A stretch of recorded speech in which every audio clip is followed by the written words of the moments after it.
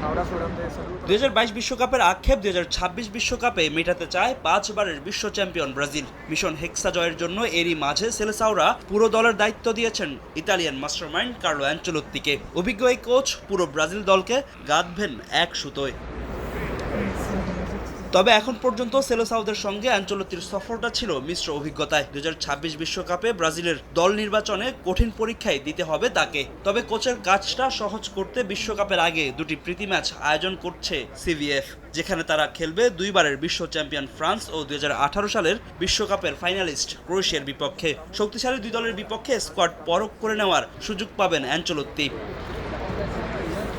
2026 বিশ্বকাপের গ্রুপ পর্বে ব্রাজিলের সব ম্যাচের শিডিউল এরই মধ্যে প্রকাশ করেছে ফিফা। বিশ্বকাপের আগে পাওয়া মার্চের ফিফা উইন্ডোতে ফ্রান্স ও ক্রোয়েশিয়ার বিপক্ষে প্রীতি ম্যাচের সূচিও প্রকাশ করেছে সিভিএফ।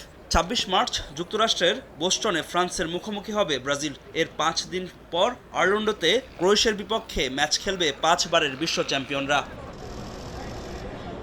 আসন্ন এই দুই ম্যাচের জন্য অরল্যান্ডোতে অবস্থিত ইএসপিএন কমপ্লেক্সে অনুশীলন করবে ভিনি রদ্রিগো পাকেতেরা। ফ্রান্সের বিপক্ষে ম্যাচের জন্য বোস্টন গিয়ে আবারও ফিরে আসবে তারা।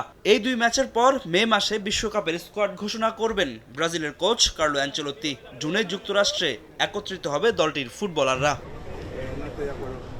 বিশ্বকাপের গ্রুপ পর্বের প্রতিটি ম্যাচে যুক্তরাষ্ট্রে খেলবে অ্যানচেলোত্তি বাহিনী, যার জন্য নিউ ইয়র্কে অনুশীলনের ঘাঁটি করার পরিকল্পনা করছে সেলেসাওরা। যদিও এখনও ফিফা থেকে অনুমতি পায়নি তারা। 3 দেশ নিয়ে আগামী 11 জুন পর্দা উঠতে যাচ্ছে বিশ্বকাপের। 13 জুন নিউ ইয়র্কের মেটলাইফ স্টেডিয়ামে ব্রাজিল মুখোমুখি হবে মরক্কোর। ফাহিম ইসলাম, সময় সংবাদ।